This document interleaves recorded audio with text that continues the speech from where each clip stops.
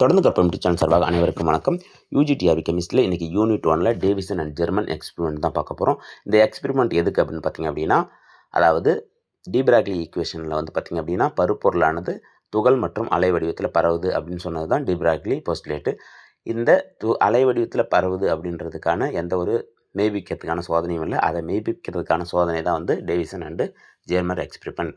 இந்த எக்ஸ்பெரிமெண்ட்டில் வந்து பார்த்திங்க அப்படின்னா, இந்த எக்ஸ்பெரிமெண்ட்டில் இதுதான் வந்து செட்டப்பு. இங்கே வந்து பார்த்திங்க அப்படின்னா நமக்கு டங்ஸ்டன் வச்சுருக்காங்க. இங்கே வந்து பார்த்திங்கன்னா வோல்டேஜ் கொடுக்கறதுக்கு ஒரு அமைப்பு இருக்குது. இங்கே நமக்கு வோல்டேஜ் கொடுக்கும்போது இந்த டங்ஸ்டன்லேருந்து பார்த்திங்கன்னா எலக்ட்ரான் ரிலீஸ் ஆகும். அந்த ரிலீஸ் ஆகிற அந்த எலக்ட்ரான் வந்து பார்த்திங்கன்னா நிக்கல் சோடியம் கிறிஸ்டல் மேலே படுது. அப்படி படுற அந்த எலக்ட்ரானானது அலை வடிவத்தில் இப்படி வெளியே வருது. இதை வந்து பார்த்திங்க அப்படின்னா டிஃப்ராக்ஷன் மெத்தடில் நாம் கண்டுபிடிச்சிடலாம். அது அலை வடிவத்தில் தான் வருது அப்படின்றத சோதனை மூலம் கண்டுபிடிக்கலாம். இது வந்து பார்த்திங்கன்னா ஏற்கனவே நம்ம எக்ஸ் கதிர் விளிம்பு விளைவு சோதனை அப்படின்ற ஒரு சோதனை படிச்சிருப்போம். அதில் வந்து பார்த்திங்கன்னா n lambda = 2d sin θ அப்படின்றத படிச்சிருப்போம். அங்கே வந்து பார்த்திங்க அப்படின்னா எக்ஸ் கதிரை பயன்படுத்தி ஒரு படிகத்து மேலே மோத விட்டு அந்த டிஃப்ராக்ஷன் கண்டுபிடிச்சிருப்பாங்க. அதே மாதிரி எலக்ட்ரானை மோத விடும் போதும் இதே மாதிரி கிடைக்கிறத வச்சு பார்த்திங்கன்னா எலக்ட்ரான் அலை வடிவத்தில் போகுது அப்படின்றத இந்த சோதனை மூலமாக மெய்ப்பிச்சிருக்காங்க. இப்போ இதில் வந்து பார்த்திங்க அப்படின்னா எனர்ஜியை நம்ம பொட்டன்ஷியல் டேர்மில் சொல்லணும் அப்படின்னா E = EV அப்படின்னு சொல்லலாம். இதை வந்து கைனடிக் எனர்ஜி டேர்மில் சொல்லணும்னா E = ½ mv² சொல்லலாம். இப்போ இந்த ரெண்டு ஈயும் நம்ம கம்பேர் பண்ண போகிறோம். அப்போ EV = ½ mv² சொல்லலாம். இப்போ லேம்டா = ½ mu, இது வந்து பார்த்திங்க அப்படின்னா டி பிராக்லி ஈக்குவேஷன் சொல்லலாம்.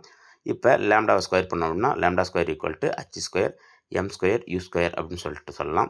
இந்த m² u² இந்த பக்கம் கொண்டுட்டு வந்துட்டோம் அப்படின்னா h² λ² சொல்லலாம்.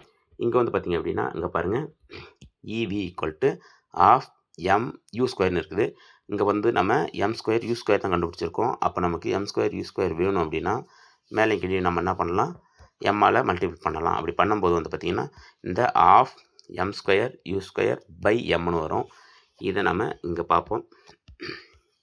இங்கே பார்த்திங்க அப்படின்னா நம்ம இங்கே m வேணுன்ற, அதாவது m² u² வேணுன்றதால மேலே கீழே எம்மால் மல்டிபிள் பண்ணிட்டோம். அப்போ m² u²க்கு என்னவோ அது தூக்கி இங்கே போட்டுடுறோம். h² λ² போட்டுடலாம். இப்போ நமக்கு லேம்டா தான் கண்டுபிடிக்கணும். இந்த லேம்டாவை இந்த பக்கம் கொண்டுட்டு போயிடுங்க. இந்த ஈயை வந்து பார்த்திங்கன்னா இந்த பக்கம் கொண்டுட்டு வந்தீங்க அப்படின்னா λ² = h² 2mv அப்படின்னு எழுதலாம். இப்போ நமக்கு லேம்டா வேணும் அப்படின்னா இதை நம்ம ரூட் எடுத்தோம் அப்படின்னா h/√2mevன்னு எழுதலாம். இப்போ இந்த லேம்டாவோடைய வேல்யூ என்ன அப்படின்னு பார்த்திங்க அப்படின்னா 1.668 ஆம்ஸ்ட்ராங் அப்படின்னு சொல்லலாம். இதே வந்து பார்த்திங்க அப்படின்னா ஒவ்வொரு டேர்மில் சொல்லலாம். இது ஏற்கனவே நம்ம சொல்லியிருக்கோம். λ = h/muன்னு சொல்லலாம். இது வந்து பார்த்திங்கன்னா வெலாசிட்டி டேர்ம். அடுத்தது வந்து பார்த்திங்கன்னா λ = h/pன்னு சொல்லலாம். இது வந்து பார்த்திங்க அப்படின்னா மொமெண்டம் டேர்மில் சொல்லலாம். அதே வந்து λ = h/√2mev, இது பொட்டன்ஷியல் டேர்ம். அதே வந்து பார்த்திங்கன்னா இந்த ஈவிக்கு பதில் E அப்படின்னு போடலாம். அது வந்து பார்த்திங்கன்னா எனர்ஜி டேர்ம். இந்த மாதிரி வந்து பார்த்திங்க அப்படின்னா இந்த லேம்டா அப்படின்றத இந்த டேவிசன் எக்ஸ்பெரிமெண்ட்டில் நிரூபிச்சிருக்காங்க. இதே வந்து பார்த்திங்க அப்படின்னா அடுத்ததாக வந்து பாருங்கள், நமக்கு புத்தகத்தில் ஒரு சின்ன டாப்பிக்கை கொடுத்துருக்காங்க. அதாவது பார்த்திங்கன்னா டேவிசன் அண்டு ஜெர்மன் எக்ஸ்பெரிமெண்ட்னு கொடுத்துருக்காங்க. எலக்ட்ரானின் அலைத்தன்மையானது டேவிசன் அண்ட் ஜெர்மன் சோதனை மூலம் உறுதிப்படுத்தப்பட்டது. இவர்கள் படிகத்தின் மீது முடுக்கி வைக்கப்பட்ட எலக்ட்ரான்களை விழ செய்து விளிம்பு விளைவினை பதிவு செய்தனர். இவ்வாறு பதிவு செய்யப்பட்ட விளிம்பு விளைவு அமைப்பானது எக்ஸ் கதிர் விளிம்பு விளைவால் பெறப்பட்ட அமைப்பினை ஒத்திருந்தது. இதன் பயன்கள் கொடுத்துருக்காங்க பாருங்கள். இதில் பாயிண்ட் படுத்துக்குங்க. எலக்ட்ரான் அலைத்தன்மை உடையது. அடுத்ததாக வந்து பார்த்திங்கன்னா எலக்ட்ரான் நுண்ணோக்கி, குறைந்த ஆற்றல் எலக்ட்ரான் விளிம்பு விளைவு உள்ளிட்ட பல்வேறு சோதனை நுட்பங்கள் உருவாக்குவதற்கு காரணமாக அமைந்தது அப்படின்ற பாயிண்ட் எக்ஸ்ட்ரா கொடுத்துருக்காங்க, பார்த்துக்குங்க.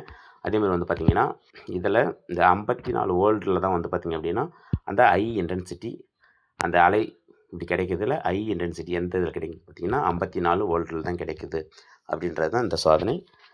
இந்த வீடியோ வந்து பார்த்திங்கன்னா உங்களுக்கு பயனுள்ளதாக இருந்துச்சு அப்படின்னா லைக் பண்ணுங்கள், ஷேர் பண்ணுங்கள், சப்ஸ்கிரைப் பண்ணுங்கள். அடுத்த வீடியோவில் மீதி இருக்கிற டாபிக்ஸ்லாம் பார்க்கலாம். நன்றி.